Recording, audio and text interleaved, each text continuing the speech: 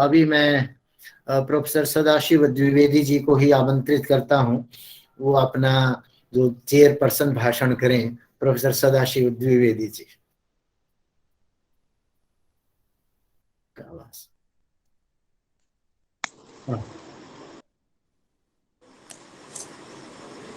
गंगा तरंग रमणीय जटाकलापम गौरी निरंतर विभूषित वामभागम नारायण प्रिय मनंग मदापहारम वाराणसी गुरुपतिम भज Vishwanath. Respected Professor Ravi Prakash Areji and the esteemed scholars present in this session, and my colleague, the respected co-chairperson Komal Chand Radhakishanji, and the participants in this particular session, I welcome you all and extend my pranamas from Kashi, Varanasi, a great seat of scholars where Dayananda Saraswati ji came to have discussions and Shastra Artha with the Sanskrit scholars. And that was a historic moment for all the people, all the scholars of the Kashi, and it is still remembered. So far as Dayananda Saraswati is concerned, he was having a very little and limited span of life. He lived for about 59 years, I think. So, but what he gave to this country is unparalleled. He was a great reformer, and above all, the thing which we shall always remember is that he was the first person in the entire Indian movement of the Indian independence to give a call for Swaraj. That was the great thing that he gave to the Indian movement of the independence. He said that India for Indians, and that was the first call that he gave before British government, India for Indians. So he was a great reformer, he was a great leader of the Indian independence, and above all, a great Sanskrit scholar. He belonged to a Brahmin family, but what he did, he made the interpretations of the Sanskrit, of the Vedic texts in a universally renowned form that can be accepted for ages. There is no controversy at all.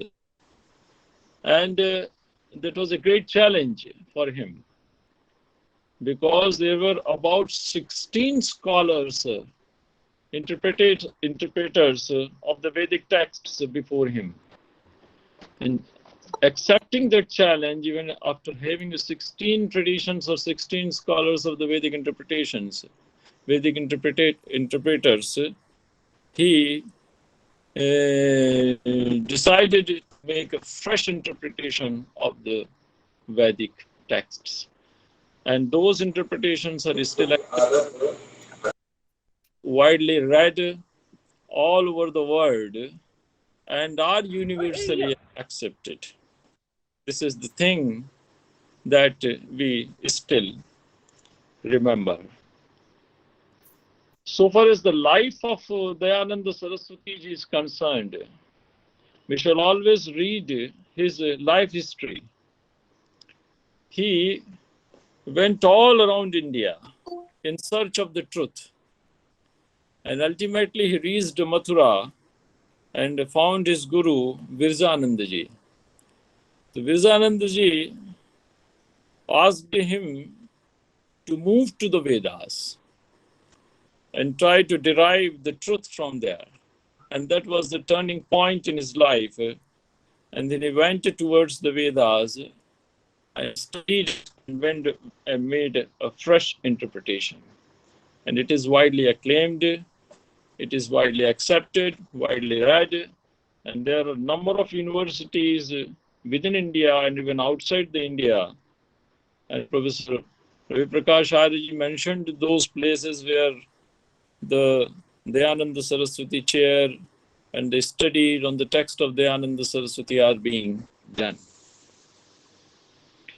And above all, वैदिक सिद्धांतों के अध्ययन और अध्यापनों के लिए दयानंद सरस्वती जी ने गुरुकुल की स्थापना की, और ये आज की आवश्यकता है। This is the need of the hour. गुरुकुल की स्थापना, जो हमारी गुरुकुल पद्धति थी, जिस पर सबसे अधिक विदेशियों ने आक्रमण किया, और जिसके विषय में धर्मपाल जी का जो अध्ययन है, वो धर्मपाल जी का अध्ययन एक मानक अध्ययन है कि भारतवर्ष का जो शिक्षा का वृक्ष था, स्वर्णिम वृक्ष था, उसकी जड़ें विदेशियों ने खोद दी और खुली छोड़ दी सूखने के लिए। तो जड़ों को खोदने का तात्पर्य क्या है? जड़ों को खोदने का तात्पर्य है कि उसके मूल में जो हमारी पारंपरिक विद्या थी, हमारा पारंपरिक ज्ञान था, जिसको बल दिया दयानंद सरस्वती जी ने अपने ज्ञान के माध्यम से, वो समाप्त हो गया। तो आज की जो हमारी यह संगोष्ठी है, जिसका विषय है contemporary education and practices of Dayanand, Maharshi Dayanand Saraswati ji, तो इस बात पर हमको ध्यान देना चाहिए कि हमारे यहाँ गुरुकुल पद्धति थी। हमारे यहाँ कभी भी किसी संस्था से, किसी व्यक्ति से, किसी संस्था से जुड़कर इस प्रकार की शिक्षा नहीं दी जाती थी। हमारे यहाँ जो भी शिक्षा दी जाती थी वो गुरुओं के माध्यम से दी जाती थी, और विद्यार्थी का आकलन करने के बाद उसको समाज में छोड़ने के योग्य, समाज में भेजने के योग्य जब गुरु मान लेता था कि हाँ ये समाज में जाने योग्य है, तो उसको प्रस्थान का अवसर देता था। तो यही महर्षि दयानंद जी के साथ हुआ। वो विरजानंद जी के संपर्क में आए, उनसे मिले, उनके शिष्य बने, और उनसे वेदाध्ययन का उपदेश प्राप्त करने के बाद उनके जीवन में क्रांतिकारी परिवर्तन आया, और उन्होंने भारतवर्ष में सामाजिक समानता का सिद्धांत दिया, स्त्रियों की उन्नति का सिद्धांत दिया, जिस पर एक शोध पत्र विक्रम शेखावत जी ने प्रस्तुत किया। उन्होंने अंधविश्वासों का विरोध किया कि हमें अंधविश्वास नहीं करना चाहिए। पशु बलि है, नर बलि है, जितनी भी प्रकार की वेद से जोड़कर अंधविश्वास प्रचलित हो गए थे समाज में, उन सब का उन्होंने विरोध किया। और एक बात और है कि लाहौर में दयानंद एंग्लो वैदिक कॉलेज की स्थापना हुई थी उस समय, तो उनके नाम पर इस प्रकार के एक विद्यालय की भी स्थापना हुई थी। तो दो बातें उन्होंने जो महत्वपूर्ण हमारे राष्ट्र को दी, वो थी to go back to Vedas, हमें वेदों तक जाना पड़ेगा, और वहां से हमें आत्मसम्मान और जो पुनर्जागरण है, पहला तो आत्मसम्मान और पुनर्जागरण की आवश्यकता इसलिए थी क्योंकि हम प्रभावित हो चुके थे पाश्चात्यों से। तो हमें आत्मसम्मान और पुनर्जागरण, इन दोनों का हमें इसकी पहचान करने के लिए, इसकी प्राप्ति करने के लिए हमें to go back to Vedas, हमें वेदों की ओर जाना पड़ेगा। और दूसरी बात उन्होंने जो उस समय कही, जो कि शासकीय सत्ता के लिए थी, तत्कालीन विदेशी शासकीय सत्ता के लिए थी, वो उन्होंने कहा कि इंडिया फॉर इंडियंस। इसीलिए बड़ा प्रसिद्ध एक श्लोक है आज महर्षि दयानंद सरस्वती जी के लिए कि दयानंद सरस्वत्याः पारम वेत्ति सरस्वती, दयानंद सरस्वत्याः पारम वेत्ति सरस्वती, सरस्वत्याः परम पारम दयानंद सरस्वती। ये बड़ा प्रसिद्ध श्लोक है। तो साक्षात भगवती सरस्वती की कृपा उनके ऊपर थी, और वो उन्होंने अपनी उपासना से, अपनी तपश्चर्या से अर्जित किया था। अब जहां तक प्रश्न उनके द्वारा किए गए कार्यों का है और वेद की संरक्षण, वेद के प्रचार प्रसार के लिए है, वो बड़ा ही महत्वपूर्ण है। उन्होंने विद्यन्ते ज्ञायन्ते लभ्यन्ते वा एभिः धर्मादि पुरुषार्थाः इति वेदाः, ये हमारे यहाँ प्रातिशाख्य ग्रंथों में कहा गया है। और प्रातिशाख्य, सर्वानुक्रमणी, आचार्य कात्यायन की बृहद देवता, निरुक्त, निघंटु, ये सब उपस्थित थे। और इसके अतिरिक्त उबच, महीधर, भट्टभास्कर, वरुचि, हरिस्वामी, वेंकट माधव, आत्मानंद और सायण इत्यादि के भाष्य भी उपस्थित थे। और इसके अतिरिक्त जो वेद की भाष्य की पद्धतियां थी, जैसे नैरुक्त पद्धति, वैयाकरणों की पद्धति, चत्वारि वाक् परिमिता पदानि, आर्ष पद्धति, जिसमें ओंकार और 3 व्याहृतियों को महत्व दिया गया, भूर्भुवस्वः, याज्ञिक पद्धति, परिव्राजक पद्धति, ये जितनी भी हमारी वैदिक व्याख्यान की पद्धति है, सारी पद्धतियां उपलब्ध थी। लेकिन इसके उपरांत भी उनको वेद पर भाष्य लिखने की आवश्यकता पड़ी, और वेद पर जो भाष्य उन्होंने लिखा उसका उद्देश्य था सत्यार्थ प्रकाश, अर्थात जो परम सत्य है उस परम सत्य के अर्थ का प्रकाशन करना, और एक स्वतंत्र ग्रंथ उनका हिंदी में जो प्रकाशित है वो लिखा, हमारे मध्य प्रचलित है, और आज उस पर बहुत विचार भी हुआ, उसके सिद्धांतों पर, उसको कैसे हम आज की शिक्षा पद्धति में इंट्रोड्यूस करें, उसको आज हम कैसे इस शिक्षा पद्धति में अपना, इस पर बहुत अधिक विचार हुआ। तो उन्होंने जो आपका ऋग्वेद भाष्य भूमिका है उसके प्रारंभ में ही कहा, ये नाधुनिक भाष्यैः ये टीका भी वेद दूषकाः दोषा सर्वे विनश्येयुः अन्यथार्थ विवर्णनाः सत्यार्थश्च प्रकाश्येत वेदानां यः सनातनः, वेदानां यः सनातनः सत्यार्थः सचासौ सत्यार्थः प्रकाश्येत। इस उद्देश्य से मैं इसकी रचना कर रहा हूं। लेकिन इसमें मेरा उद्देश्य क्या है? ये नाधुनिक भाष्य ही ये टीका भी वेद दूषकाः। तो आधुनिक जो भाष्यकार हैं और आधुनिक जो टीकाकार हैं, जिन्होंने वेद के वास्तविक अर्थ को समाज तक जाने में रोका या समाज तक जाने से जिन्होंने उसको दूषित किया, और दोषा सर्वे विनश्येयुः अन्यथार्थ विवर्णना।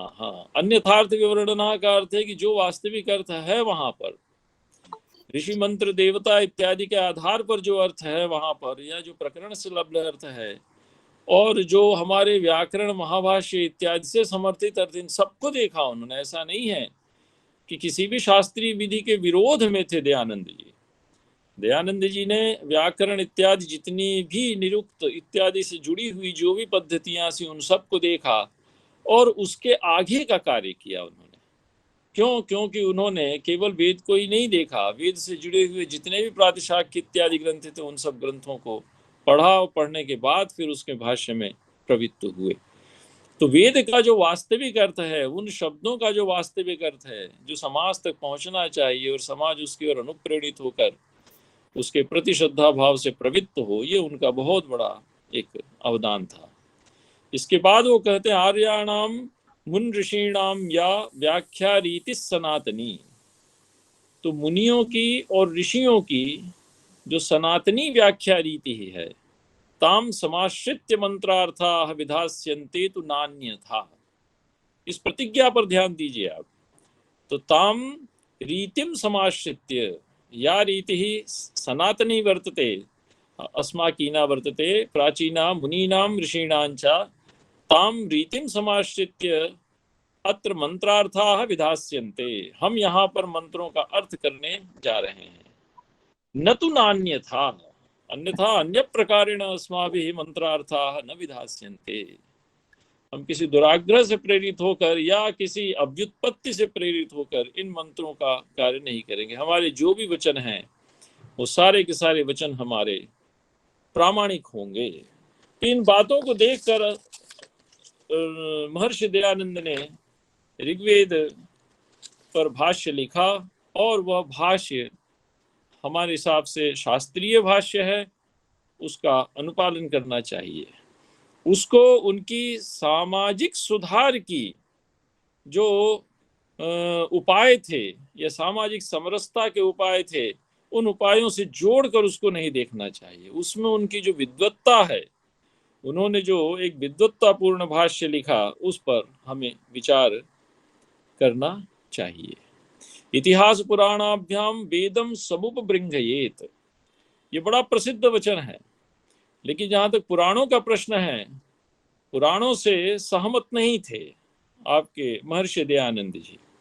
लेकिन फिर भी जो परवर्ती जितने भी ग्रंथ हैं, मनुस्मृतियां हैं इत्यादि जितनी भी हैं, धर्मशास्त्र जितने भी हैं, सारे के सारे धर्मशास्त्र वेदों से ही ऊर्जा प्राप्त करके उनकी सरल पद्धति में लोग तक पहुंचाने का उपाय करते हैं।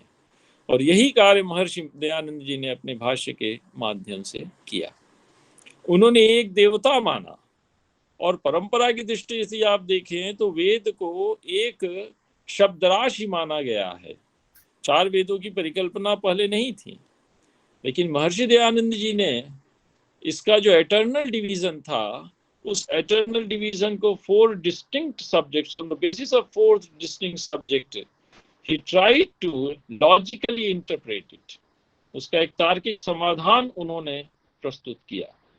तो ऋक, यजुः, साम और अथर्व, ये 4 संहिताएं थी। संहिता, ब्राह्मण, आरण्यक और उपनिषद, इनको हमारे यहाँ अपौरुषेय माना गया है। इनके रचयिता पुरुष नहीं है, उपनिषद पर्यंत का जो भाग है। लेकिन ब्राह्मण को लेकर आपके महर्षि दयानंद जी का उतनी सहमति नहीं थी।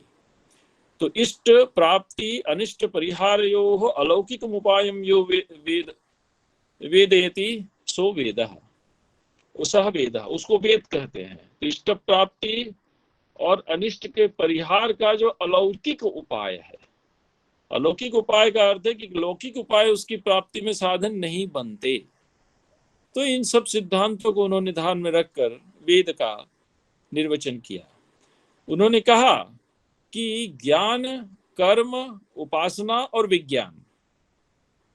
तो ज्ञान, कर्म और उपासना, तो हमारे यहाँ जो धर्म के अंग हैं, उन धर्म के अंगों में ये सब का सब समाहित हो जाता है। तो ज्ञान निहित है किसमें? तो realisation of knowledge, we can have the realisation of the knowledge by means of Rigveda. और दूसरा है कर्म, realisation of karma, that is action, कि वस्तुतः सही कर्म क्या है। तो उसके लिए उन्होंने यजुर्वेद को माना। उपासना के लिए कॉमन यूनियन विद गॉड, तो ईश्वर के साथ एकाकार हो जाना, ये भक्त का बहुत बड़ा लक्षण है। अर्थात प्रपत्ति योग इसको हमारे यहाँ कहा गया है। अर्थात संपूर्ण अहंकार का परित्याग करके प्रभु की शरणागति में पहुंच जाना। तो इसको, उपासना को आप प्राप्त कर सकते हैं सामवेद से। और जहाँ तक प्रश्न है एब्सोल्यूट नॉलेज या विज्ञान का, तो विज्ञान के लिए उन्होंने अथर्ववेद को माना, जिसमें कि ऑल टाइप्स ऑफ साइंसेस हैं। तो ऋग्वेद में आपकी सभी प्रकार का ज्ञान है, यजुर्वेद में आपकी all types of religious activities हैं, सामवेद में आपकी वर्शिप है, और अथर्ववेद में आपकी ऑल टाइप्स ऑफ साइंसेस है। तो ये सब जो बातें थीं तार्किक रूप से उन्होंने प्रस्तुत की। और मैंने देखा उनके ऋग्वेद भाष्य भूमिका के भाष्य को जब देखा, तो मैंने देखा, पाया कि जो हमारे यहाँ धर्म का सर्वमान्य लक्षण है, यतोऽभ्युदयो निश्रेयस हेतु सधर्मः, यतोऽभ्युदय निश्रेयस सिद्धि सधर्मः, एक तो ये पाठ मिलता है। लेकिन दूसरा पाठ मिलता है यतोऽभ्युदयः निश्रेयस हेतु सधर्मः। ये पूज्य पिताजी आचार्य रेवा प्रसाद द्विवेदी जी हमको बताते थे कि हेमाद्रि ने रघुवंश दर्पण पर जब व्याख्यान लिखा, तो वहां पर उन्होंने वैशेषिक दर्शन में प्राप्त होने वाले इस धर्म के लक्षण को इस रूप में प्रस्तुत किया। क्यों? क्योंकि हमारे यहाँ दोनों अभ्यर्हित है। और यही महर्षि दयानंद जी कहते थे कि हमारे यहाँ दोनों अनिवार्य हैं, अभ्युदय भी अनिवार्य है और निश्रेयस भी अनिवार्य है। अभ्युदय में आ जाती हैं सारी की सारी अपरा विद्याएं, और निश्रेयस में आ जाती है आपकी परा विद्या अर्थात ब्रह्म विद्या। तो निश्रेयस को लक्ष्य करके प्राप्त किया गया अभ्युदय, अभ्युदय से तात्पर्य है सांसारिक अभ्युन्नति, वो हमेशा हितकर ही होती है। ये हमारा जीवन दर्शन था और यही हमारा धर्म था। इसमें किसी उपासना पद्धति का कोई विरोध नहीं है, ये सर्वमान्य है। तो इसको महर्षि दयानंद जी ने स्वीकार किया कि यतोऽभ्युदयो निश्रेयस हेतु, तो यतोऽभ्युदय निश्रेयस सिद्धि सधर्म। यदि आप ऐसा मानते हैं तो अभ्युदय और निश्रेयस दोनों अभ्यर्हित नहीं होंगे, दोनों अनिवार्य नहीं होंगे। लेकिन यदि आप अभ्युदय को निश्रेयस का कारण बना देते हैं, मुक्ति का कारण बना देते हैं, तो वहां पर अभ्युदय भी अनिवार्य है और निश्रेयस भी अनिवार्य है। और निश्रेयस पर दृष्टि रख कर किया गया जो अभ्युदय है, वो निश्चित ही आपकी मुक्ति का साधन बनेगा। देखिए, वाल्मीकि रामायण में ये दोनों चीजें प्राप्त होती है। वाल्मीकि रामायण में अयोध्या में ये पक्ष है कि अभ्युदय निश्रेयस को लक्ष्य करके प्राप्त किया गया, लेकिन जहां तक प्रश्न है पुलस्त्य वंश का या रावण का, तो वहां पर अभ्युदय निश्रेयस को लक्ष्य करके नहीं प्राप्त किया गया था, इसीलिए उसका विनाश हुआ। तो रावण के विनाश का एकमात्र कारण था कि उसने निश्रेयस को लक्ष्य करके अभ्युदय की प्राप्ति नहीं की। तो ये बात हम महर्षि दयानंद जी से प्राप्त करते। दूसरी चीज जो मैं कहना चाहूंगा उसमें यह है कि पराच अपराच द्वे विद्ये वेदितव्ये, ये हमारे यहाँ वेद का बड़ा प्रसिद्ध वचन है, उपनिषदों का बड़ा प्रसिद्ध वचन है। इसमें आप अपरा शब्द पर ध्यान दीजिए। अपरा शब्द में जो अ लगा हुआ है उसका अर्थ न परा नहीं है, निषेध अर्थ नहीं है। परा का अर्थ है ब्रह्म विद्या, और अपरा का अर्थ न परा ऐसा मत कीजिए। अपरा में नए जो आया है वो सदृश अर्थ में आया है। नए किस अर्थ में आया है? नए आया है सदृश अर्थ में, क्योंकि मैं साहित्य शास्त्र का विद्यार्थी हूँ, संस्कृत पोएटिक्स और साहित्य पे काम किया है मैंने। तो जब हम साहित्य में विचार करते हैं तो वहां पे नए के 6 अर्थ माने गए हैं। तत्सादृश्यम, तदन्यत्वम, तदल्पत्वम, विरोधिता और नयर्थाः षट प्रकीर्तिताः। तो नए का एक अर्थ वहां पर सदृश भी है। तो अपरा शब्द का अर्थ यदि आप कर लें परा सदृश, तो जितनी भी भौतिक विद्याएं हैं, जितनी भी भौतिक अभ्युन्नति है हमारी, वो सारी की सारी भौतिक अभ्युन्नति एक अध्यात्म पर प्रतिष्ठित होकर होगी। और कभी भी हम अपने जीवन से जीवन से विचलित नहीं होंगे, जीवन से हम गलत रास्ते पर नहीं जाएंगे। जो हमारे यहाँ एक निश्चित मार्ग है, उस निश्चित मार्ग पर चलकर हम जीवन को व्यतीत करेंगे। शिक्षा की बात हमारे यहाँ हुई, तो मैं काशी हिंदू विश्वविद्यालय से हूँ। महामना पंडित मदन मोहन मालवीय जी हमारे आदर्श हैं, और जैसा लक्ष्य और जीवन महर्षि दयानंद सरस्वती का था, वैसा ही दर्श और जीवन स्वामी महामना पंडित मदन मोहन मालवीय जी का भी था। उन्होंने भी राष्ट्र की उन्नति में शिक्षा को सर्वाधिक महत्व दिया। और कैसी शिक्षा? आचरण पूर्ण शिक्षा, ऐसी शिक्षा जो सदाचार पर प्रतिष्ठित हो, जो सदाचार पूर्ण जीवन को व्यतीत करने का लक्ष्य दे। तो पहले आप मनुष्य बने, और मनुष्य बनने के बाद आप किसी एक कला या किसी एक विद्या या किसी एक भाषा में पारंगत हों। तो ये हमारे यहाँ महामना पंडित मदन मोहन मालवीय जी ने दिया और काशी हिंदू विश्वविद्यालय की स्थापना की। लेकिन वो कहते क्या थे कि आप अपने मूल से जुड़कर चलें, विश्व की आधुनिकतम विद्या का आप अध्ययन करें, इंजीनियरिंग का अध्ययन करें, मेडिकल का अध्ययन करें, साइंस का अध्ययन करें, लेकिन जो आपके जीवन का आदर्श है, जीवन का जो मूल है, उसको लेकर चलें। तो तिष्ठत्येकेन पादेन गच्छत्येकेन बुद्धिमान, ये उनका सिद्धांत था कि वो अपने पैरों को अपनी जड़ों में जमाए रखता है और संसार की जो आधुनिकतम विद्याएं हैं उनका अध्ययन करने के लिए आगे बढ़ता है। और जहां तक प्रश्न शिक्षा का है और शिक्षा पर हम विचार कर रहे हैं, तो एक बात ध्यान रखिएगा कि हमारे यहाँ साफ कहा गया है अधीति बोधा चरण प्रचारणे ही। सबसे पहले आप अधीति अध्ययन करिए। और ये बात महर्षि दयानंद जी के जीवन से प्रमाणित होती है कि अधीति ही अर्थात गुरुमुखाद अध्ययनम, से पहले हम गुरु से अध्ययन करें, उसके बाद उसका बोध करें। बोध शब्द का अर्थ है उसको अपने चित्त में स्थापित करें, चित्त में उसको दृढ़ता पूर्वक स्थापित करें।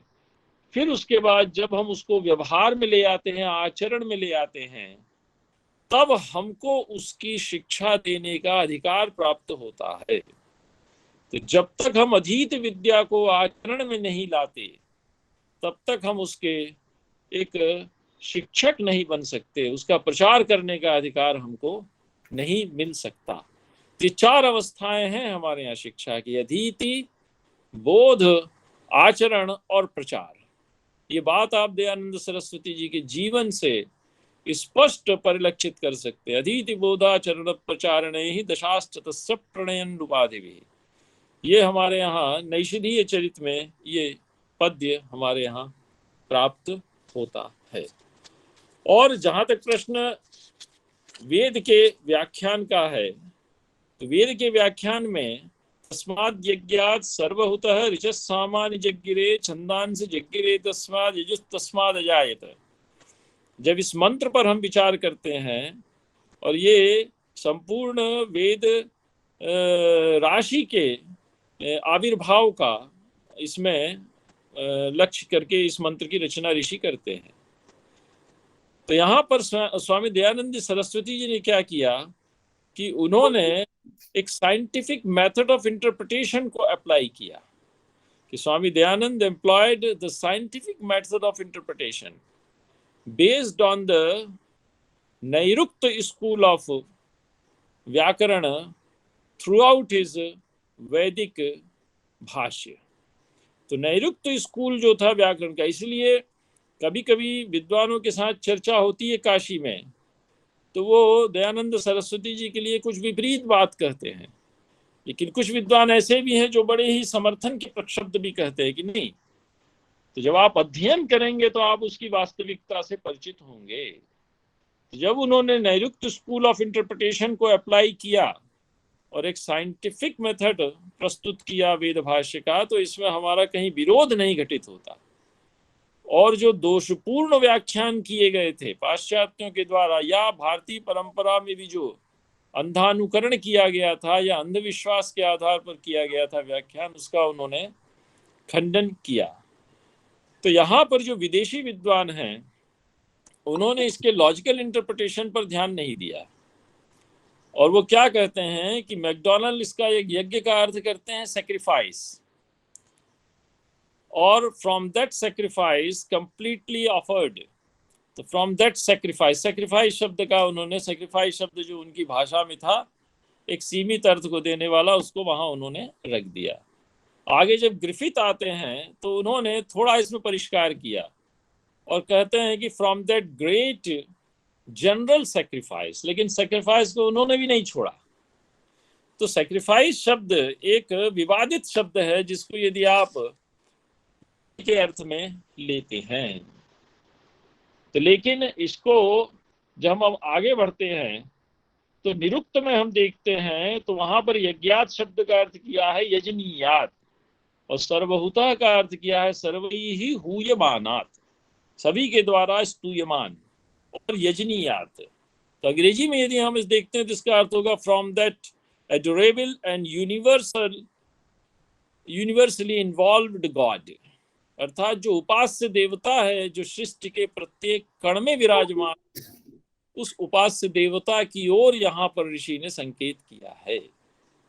और यज धातु का जब हम निरुक्त में देखते हैं अर्थ, तो वहां है देव पूजा संगति करण दानेशु। तो जो व्यक्ति इन निरुक्तियों से परिचित नहीं था और इन निरुक्तियों से परिचित न होकर जिन्होंने वेद का भाष्य किया और वेद का अर्थ का अनर्थ किया, उसको महर्षि दयानंद जी ने पकड़ा और एक नया लॉजिकल इंटरप्रिटेशन, एक तार्किक व्याख्यान हमारे सामने प्रस्तुत किया जो सर्वमान्य था।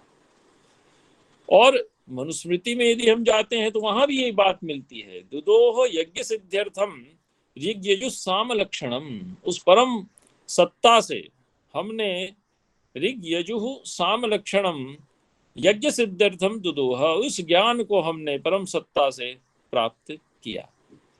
महर्षि दयानंद जी इन सब इंटरप्रिटेशंस को जो हमारे भारतीय और या नैरुक्तिक इंटरप्रिटेशन से इसको स्वीकार करते हैं, लेकिन वो एक स्टेप आगे बढ़ते हैं। उन्होंने प्रातिशाख्यों का अध्ययन किया, शतपथ ब्राह्मण का अध्ययन किया, और वहां पर यज्ञ शब्द का अर्थ जो यज्ञो वै विष्णु मिला था उसको उन्होंने अप्लाई किया और कहा कि वेवेष्ट सर्वम व्याप्नोति चराचरम जगत सह विष्णु, जो संपूर्ण चराचरात्मक को प्राप्त करके उपस्थित है, विराजमान है, उसको विष्णु कहा जाता है। तो यहाँ यज्ञ शब्द विष्णु का शब्द है, अर्थात जो ईश्वर इस सृष्टि के कण कण में विराजमान है। मैं काशी से हूं, में भगवान शंकर की उपासना की जाती है, लेकिन किस रूप में? भगवान शंकर की उपासना हम करते हैं अष्टमूर्ति के रूप में, एक बड़ा भारी शास्त्रार्थ होता है कि ईश्वर प्रत्यक्ष दिखाई देता है या नहीं। तो कहते नहीं दिखाई देता, लेकिन हम मानते हैं कि ईश्वर प्रत्यक्ष दिखाई देता है। किस रूप में? तो 8 मूर्तियों में। तो 8 मूर्तियां कौन है? तो उसमें पंच महाभूत हो गए, पृथ्वी, जल, तेज, वायु और आकाश।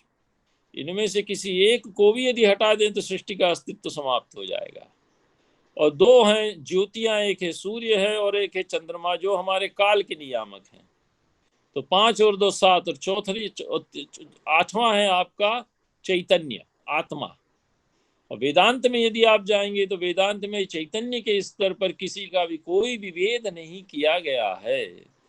और वेदांत पूरा का पूरा वेदांत या पूरी की पूरी उपनिषद कहती है कि आप अपनी आत्मा का विस्तार कीजिए। आत्मा के विस्तार का अर्थ क्या है?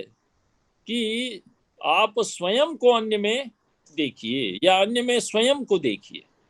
ये है आपकी आत्मा का विस्तार। तो इस प्रकार की बातें हमारे यहाँ उपनिषदों में कही गई हैं। तो हम अष्टमूर्ति शिव के उपासक हैं। भगवान शंकर किस रूप में हमारे सामने वस्तुतः? भगवान शंकर हमारे सामने इष्ट 8 मूर्तियों के रूप में अवस्थित हैं। तो ये बात भी वेवेष्ट सर्वम व्याप्नोति चराचरम जगत स विष्णु। यदि हम इस व्युत्पत्ति को लेके चलते हैं और यज्ञो वही विष्णु, ये जो शत्रु ब्राह्मण का वचन है, इसको लेते हैं, तो जो सैक्रिफाइस को माना था या जो अन्य सीमित अर्थ किए थे यज्ञ शब्द के, उन सारे शब्दों का वहां पर निराकरण हो जाता है। तो ये कुछ बातें थी जो मेरे मन में थी, मैंने आपके सम्मुख रखी। और आज के इस सत्र में डॉक्टर कांता सोनी जी ने, जो राजकीय महाविद्यालय राजस्थान से, राजस्थान विश्वविद्यालय से हैं, वहाँ की हिंदी विभाग से हैं, उन्होंने हिंदी साहित्य में स्वामी दयानंद सरस्वती जी के ग्रंथों का पठन पाठन क्यों किया जाए और क्या उसका महत्व, इस पर बड़ा ही व्युत्पत्ति लभ्य और बड़ा ही महत्वपूर्ण शोध पत्र प्रस्तुत किया। उन्होंने भारतेंदु हरिश्चंद्र जी का स्मरण किया। भारतेंदु हरिश्चंद्र काशी से जुड़े हुए थे और काशी के बड़े प्रसिद्ध रचनाकार थे। रामधारी सिंह दिनकर जी का स्मरण किया।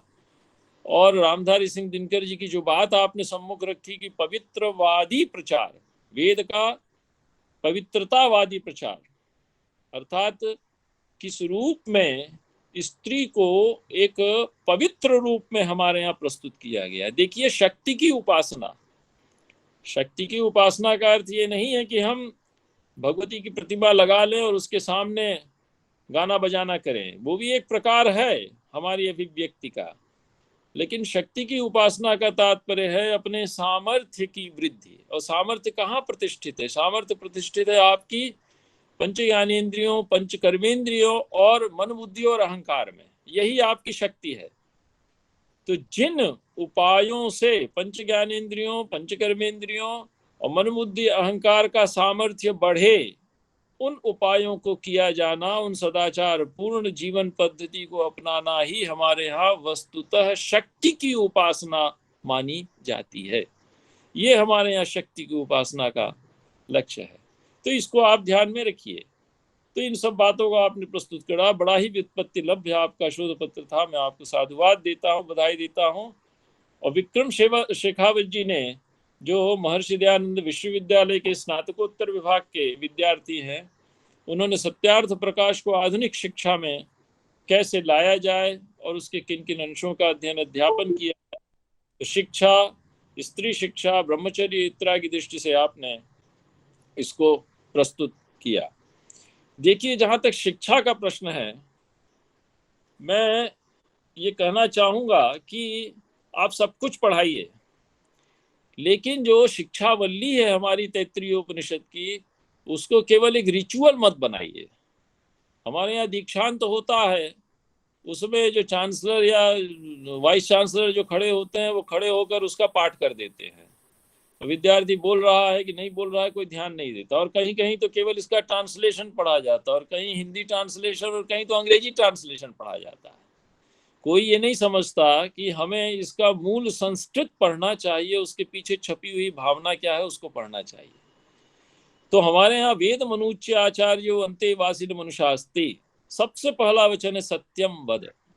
फिर है धर्मम चर स्वाध्यायान मा प्रमद। स्वाध्याय का अर्थ क्या है? जो आपका परंपरा से प्राप्त ज्ञान है, उस परंपरा से प्राप्त ज्ञान की आप रक्षा करें। भारतीय संविधान के लागू होने के पहले एक पिता के बाद पुत्र को उस शासकीय दायित्व में जोड़ दिया जाता था। यदि वो पटवारी है तो पिता के बाद, पिता रिटायर हो रहा था तो उसके परिवार का जो ज्येष्ठ पुत्र था, उस ज्येष्ठ पुत्र को पटवारी बना दिया जाता था। वहां कोई सिलेक्शन नहीं होता था। इसमें कारण क्या था? क्योंकि उसने परंपरा से अपने घर का ज्ञान, अपने घर की विद्या को अर्जित किया होगा और वो अधिक कुशलता से इस कार्य को कर सकेगा। बाद में भारतीय संविधान लागू होने के बाद ये सब बातें हमारे यहाँ आई। तो स्वाध्यायान मा प्रमदः और आचार्याय प्रियम धनमाहृत्य प्रजातंतुम मा व्यवच्छेदसी। हमने संसार से भागने का उपदेश नहीं दिया। संन्यास हमारा आदर्श नहीं है। हमारा आदर्श अभ्युदय है और उस अभ्युदय का मंत्र इसमें छिपा हुआ है। प्रजातंतुम मां व्यवच्छेदसी। गृहस्थ को आधार माना गया हमारे यहाँ तीनों आश्रमों का, ब्रह्मचर्य का भी और वानप्रस्थ का भी और संन्यास का भी। गृहस्थ आधार है। गृहस्थ को कभी हमने गर्हित नहीं माना। उसको आदर्श पूर्ण सुखमय अभ्युदय की प्राप्ति, निश्चय को लक्ष्य करके अभ्युदय की प्राप्ति का एक हमने मंत्र माना। सत्यान्न प्रमदितव्यम, धर्मान्न प्रमदितव्यम, कुशलान्न प्रमदितव्यम, भूत्यै न प्रमदितव्यम, स्वाध्याय प्रवचनाभ्याम न प्रमदितव्यम। स्वाध्याय और प्रवचन ये प्रत्येक व्यक्ति का कार्य था। स्वाध्याय का अर्थ है जो प्रिस्क्राइब्ड है उसको आपको पढ़ना है, अनिवार्य है। उसमें आप प्रश्न नहीं कर सकते, उसके आप क्वेश्चन नहीं उठा सकते, और फिर उसका प्रचार करना भी आपका कर्तव्य है। ये दोनों व्यक्ति थे। स्वाध्याय प्रवचनाभ्याम न प्रमदितव्यम। आपका ये श्रावणी से लेकर और वसंत पंचमी तक ये स्वाध्याय का पक्ष था हमारा। इसमें गुरुजी पढ़ाते थे, उसको याद कराते थे, उसको अभ्यास कराते थे, और 5 दिन का अवकाश करके वसंत पंचमी के बाद से लेकर पुनः श्रावणी पर्यंत प्रवचन होता था। प्रवचन से तात्पर्य क्या है? जो पढ़ाया उसको सुनते थे। जो पढ़ाया शिष्य को, उसको गुरु उससे सुनता था। तो उससे होता क्या था कि उसके अंदर वो विद्या जीवित रूप में प्रतिष्ठित होती थी। हमारे यहाँ कभी भी वन वे ट्रैफिक नहीं रहा कि गुरुजी बोल रहे हैं, विद्यार्थी को समझ में आ रहा है कि नहीं। तो स्वाध्याय और प्रवचन का ये अर्थ था कि श्रावणी पर्व अर्थात आपकी श्रावणी से शुरू किया आपने और वसंत पंचमी के पहले तक आपने स्वाध्याय किया, गुरुजी के मुख से सुना, याद किया। गुरुजी ने याद किया। It was the responsibility of the teacher to teach his student.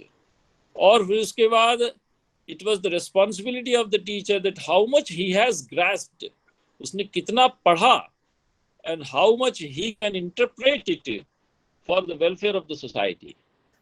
तो वो प्रवचन का अर्थ ये नहीं कि गुरुजी बोल रहे हैं। वो प्रवचन का अर्थ है जो विद्यार्थी ने सुना, उस विद्यार्थी से गुरु सुनता था और उसका परिष्कार करके फिर समाज में भेजने योग्य उसको तैयार करता था। तो ये सब हमारे हैं। मातृदेवो भव, पितृदेवो भव, अतिथि देवो भव, आचार्य देवो, ये सब वचन हमारे यहाँ थे। और श्रद्धयादेयम, अश्रद्धयादेयम, श्रियादेयम, ह्रियादेयम, संविदा, और अंत में क्या कर दिया? एष आदेशः। ये संविधान है, आदेश है, ऑर्डर है। जैसे कोर्ट से ऑर्डर पास होता है, वो पूरी व्यवस्था उसको लागू करने के लिए लग जाती है। पूरा प्रशासन उस कोर्ट के आदेश को तामील करने के लिए लग जाता है। तो एष आदेश है, एष उपदेश है, यही एक आदर्श वचन है। एषा वेदोपनिषद, यही वेद का रहस्य है। एतद अनुशासनम, यही अनुशासन है। एवं उपासितव्यम, एवं चैतद उपासितव्यम। और इसमें फिर उन्होंने तबियत प्रत्यय लगा दिया। तो ये हमारे यहाँ जो शिक्षावल्ली है, शिक्षावल्ली प्रत्येक विद्यार्थी, चाहे वो साइंस का हो, चाहे वो मेडिकल का हो, चाहे किसी का हो, उसको ये याद होनी चाहिए। इसको एक औपचारिकता मात्र का हमें सीमित नहीं रखना चाहिए, तब तो ये व्यवहार में आएगी। अन्यथा वो उसको औपचारिकता मानकर छोड़ देगा। तो शिक्षा के विषय में जो विक्रम शेखावत जी ने हमारे सामने विचार प्रस्तुत किए, इन में ये बातें जोड़नी चाहिए। दोनों ही शोधकर्ताओं को जिन्होंने शोध पत्र प्रस्तुत किया साधुवाद प्रदान करता हूं और आदरणीय प्रोफेसर रवि प्रकाश आर्य जी को हृदय से धन्यवाद देता हूं कि आपने इस विशाल मंच पर मुझे अपने विचार प्रस्तुत करने का अवसर दिया और ऐसे इतने सीनियर विद्वान जो कि भारतीय परंपरा से जुड़कर अपने जीवन को समर्पित कर चुके हैं, इसमें जुड़े हुए हैं, उन सब के बीच मुझको अपनी वाणी को पवित्र करने का अवसर दिया। मैं आदरणीय प्रोफेसर रवि प्रकाश आर्य जी को, जो सभी जुड़े हुए विद्वान और विद्यार्थी हैं, सबको प्रणाम निवेदित करता हूँ। अपने को चेयरपर्सन कोमल चंद्र राधा किशन जी को भी प्रणाम निवेदित करते हुए अपनी वाणी को विराम देता हूँ। Thank you, Professor Sadashiv Dwivedi ji. You have given a very elaborate lecture and you, I think, explained everything regarding the Veda Bhashya of Swami Dayananda, regarding his conceptions on different aspects. And you told that his Veda Bhashya was also based upon some scientific interpretations. It was not his own interpretation, but he borrowed it from the ancient interpreters and placed it before the public, whatever was done by foreigners or other ancient scholars which were not conforming to the Nirukta or Brahmanas or Upanishads. So he tried to confound them, he tried to refute them. And you also told a very beautiful interpretation of Yato Abhyudaya Nishraya Hetu, means whatever material gain we are doing, but this must be conforming to the spiritual upliftment. Then only this whole system is connected. So the entire Vedic system, the entire philosophical system of India is interconnected, and one thing is going to promote the another thing. Because the time is going short, so I'm not going to explain it further.